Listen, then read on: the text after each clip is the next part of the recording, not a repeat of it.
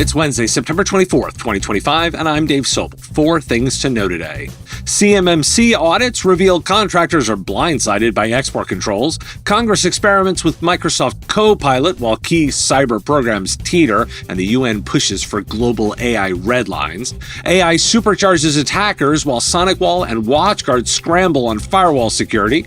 Notion, Google, and Zoom embed powerful AI by default, shifting MSP value to governance. And Ingram Micro's ransomware recovery offers lessons in vendor resilience and provider preparedness.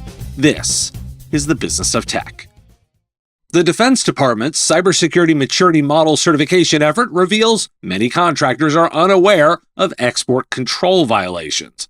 As certification becomes mandatory, early assessments show common violations of the International Traffic in Arms Regulation and Export Administration Regulations, risking legal and financial penalties. While the final CMMC rule is due in late 2025, contractors should map controlled, unclassified information and review data controls to identify and mitigate violations before audits. Export violations can lead to hefty fines and debarment, underscoring the need to integrate export compliance with cybersecurity. Microsoft's AI chatbot CoPilot is set to be implemented in the House of Representatives as part of an initiative to integrate artificial intelligence into congressional operations. This decision, reported by Axios, comes amid a trend where AI companies offer their services to government entities for a nominal fee, with discussions ongoing about the viability of these short-term offers. The House Chief Administrative Officer indicated that the integration will feature enhanced legal and data protections, although specifics remain unclear. Critics express concerns over Congress's use of experimental technology, citing potential risks including misinformation and privacy hazards, as well as a broader implication of AI's role in the legislative process. As the landscape of technology and governance evolves, Congress's reliance on AI invites scrutiny and debate among experts and the public alike. And Congress is facing significant challenges in renewing a critical cyber threat information sharing program that's set to expire on September 30th. Lawmakers are concerned that last-minute changes proposed by Senator Rand Paul could jeopardize the program, which provides liability protection for companies sharing threat intelligence with the federal government. Industry stakeholders argue that these alterations could discourage companies from sharing vital information, ultimately weakening national cybersecurity efforts. A group of politicians, scientists, and academics has issued a global call for governments to establish red lines for the use of artificial intelligence, emphasizing the need for broad safeguards to prevent universally unacceptable risks. This initiative, announced at the United Nations General Assembly, aims to have these guidelines set by the end of 2026 and has garnered over 200 signatures from influential figures, including former world leaders and Nobel Prize winners. The proposed red lines could include prohibitions against using AI to launch nuclear weapons or conduct mass surveillance, although specific policies have not been detailed. The group recommends that any international agreement be founded on 3 pillars: a clear list of prohibitions, robust verification mechanisms, and the establishment of an independent oversight body. As discussions unfold, the complexities of international agreements on artificial intelligence regulation will be something to monitor.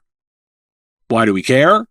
Well, here's the through line. Rules aren't keeping up with tech. Defense contractors are failing CMMC audits because they didn't even realize export controls applied.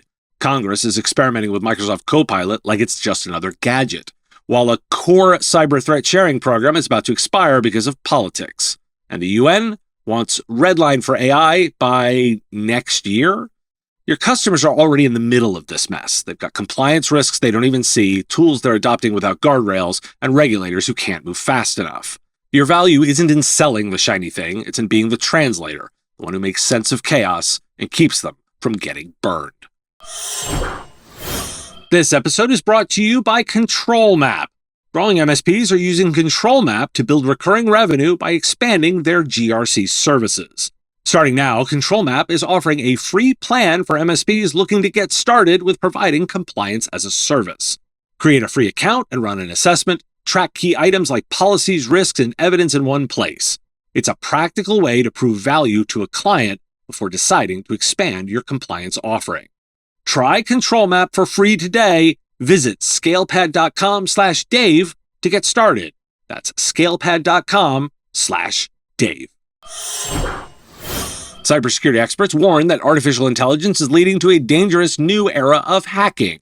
Criminal hackers are increasingly exploiting generative AI technologies, which can manipulate everyday tools like email and calendar applications to execute attacks without triggering security alerts. Recent incidents highlight this threat. For instance, a supply chain attack modified a widely used platform, leading to the distribution of malicious programs that access sensitive data from over 1,000 different machines. Additionally, a demonstration of the Black Hat Security Conference revealed how attackers could issue hidden commands to AI systems, potentially enabling them to extract sensitive information. A recent investigation by Reuters reveals how advanced artificial intelligence chatbots are being utilized to craft sophisticated phishing scams. The report highlights that major AI chatbots, including Grok and ChatGPT, can generate convincing phishing emails that target vulnerable populations, particularly senior citizens. According to the Federal Bureau of Investigation, complaints of phishing among Americans aged 60 and older surged over 8-fold last year, resulting in losses of at least $4.9 billion due to online fraud. The investigation tested various AI chatbots' willingness to assist in creating deceptive messages and found that, while some bots exhibited caution, others complied after minimal prompting. And for your firewalls, SonicWall is urging customers to reset their credentials following a security breach that exposed firewall configuration backup files related to My SonicWall accounts. The company confirmed that attackers gained access to less than 5% of their firewall install base through brute force attacks aimed at the cloud backup service. In a statement, SonicWall highlighted the risks associated with the exposed files, noting that they contain sensitive information that could facilitate further exploitation by threat actors. They have provided detailed guidance for administrators to help mitigate risks and ensure the security of their systems. SonicWall spokesperson clarified that, while the files contained encrypted passwords, there's currently no evidence of these files being leaked online.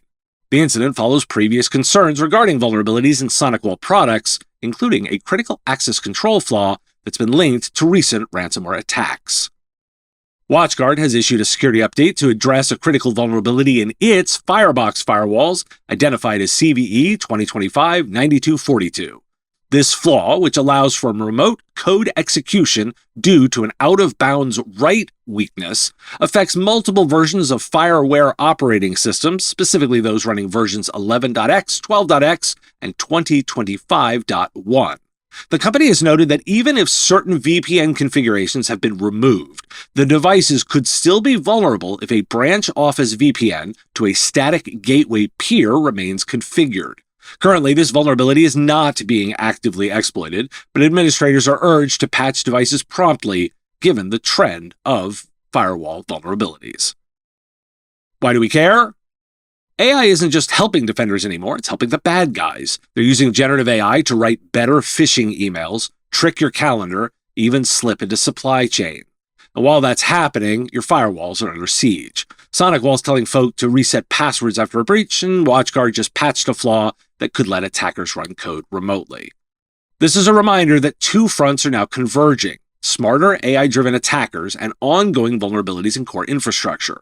The job isn't just patching and resetting, it's keeping customers resilient when the attack volume rises and the tools meant to protect them are also under fire. Attackers scale up with AI while vendors keep dropping the ball. That leaves you, the IT provider, stuck managing client fatigue. More password resets, more patches, and more please pay attention. The winners are the providers who can turn that grind into trust, helping customers stay secure without losing their patience. Notion has launched its new AI agent, marking an advancement in its AI evolution. The innovative feature, part of the Notion 3.0 rollout, acts as a teammate capable of performing tasks that previously required human input, such as building pages and databases, and searching for information across connected platforms like Slack and the Internet. According to the company's press release, these agents can execute up to 20 minutes of autonomous work across hundreds of pages at once, tailored to the user's preferences. Notion has surpassed $500 million in annual revenue, largely driven by the surge in demand for artificial intelligence tools. Since the introduction of its AI features just weeks before OpenAI launched ChatGPT in November of 2022, Notion has seen a marked increase in user engagement, with over 50% of its customers now utilizing AI add-ons. Google has launched a feature to share custom Gemini AI assistants, or GEMs, enabling easy sharing and collaboration, initially part of a paid subscription. The aim is to improve accessibility for tasks like vacation planning or group projects. Since March's rollout, GEMs support file uploads and collaboration. Google also launched Gemini AI in Chrome, marking its largest browser update, enhancing usability, security, and navigation.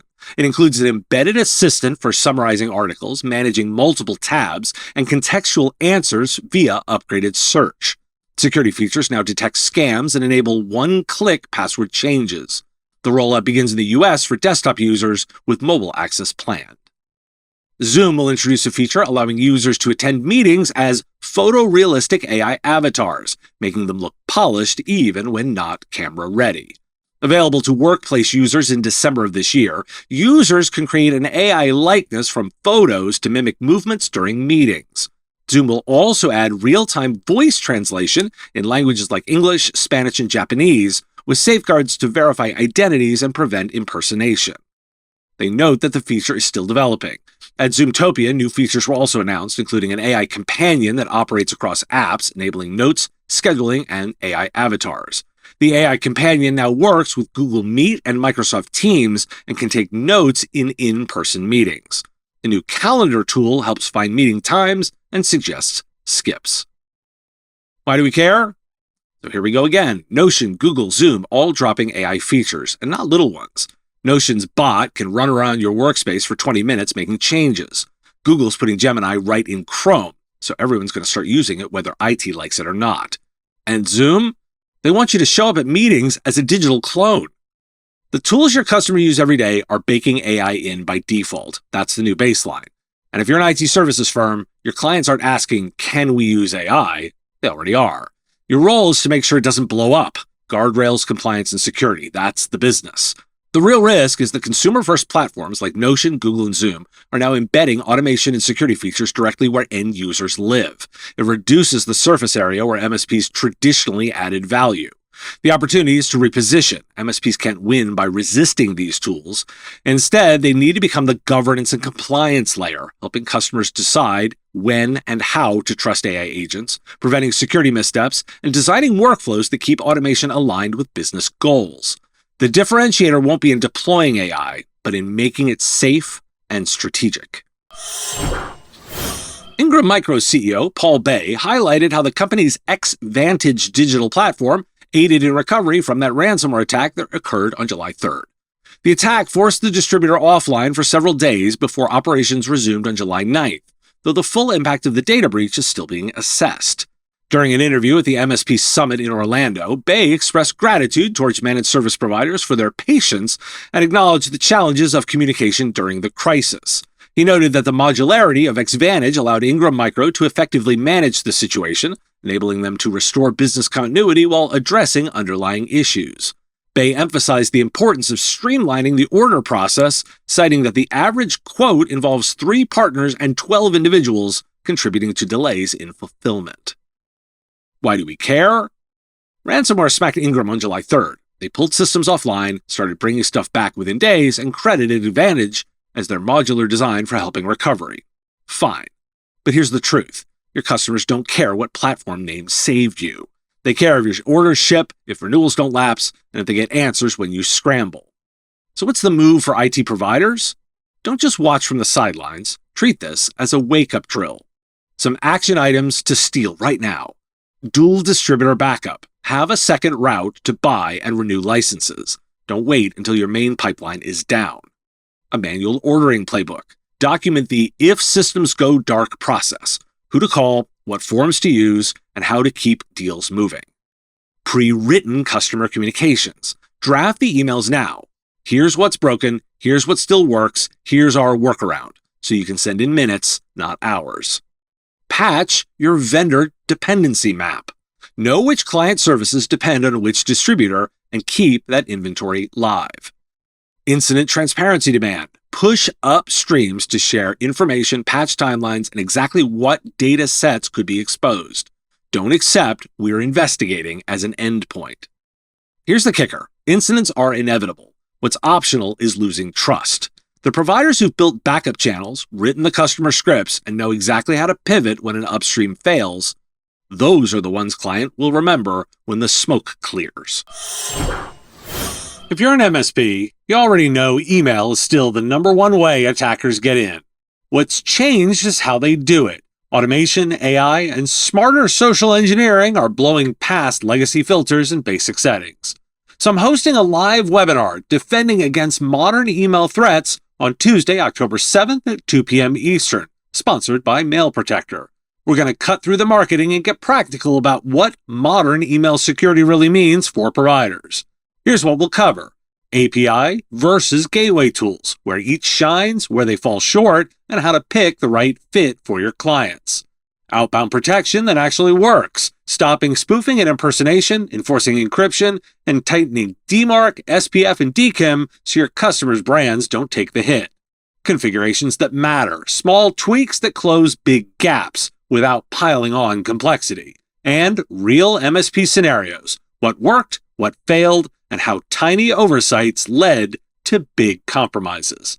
If you're building a new stack or tuning the one you've got, you'll leave with field-tested steps you can implement right away. Join me Tuesday, October 7th at 2 p.m. Eastern. Register now. The link is on screen and in the description. And let's move past theory into practical, next-level defenses against today's evolving email threats. Thanks for listening. Today, National Cherries Jubilee Day, National Mofongo Day, which is the most fun to say, and National Punctuation Day. Period. I'm previewing some upcoming additions to the show lineup on my Patreon at patreon.com/MSPradio. Some new content is coming. Sign up now to get very early access. The Business of Tech is written and produced by me, Dave Sobel, under ethics guidelines posted at businessof.tech. If you've enjoyed the show, make sure you've subscribed or followed on your favorite platform. It's free and helps directly. Give us a review, too.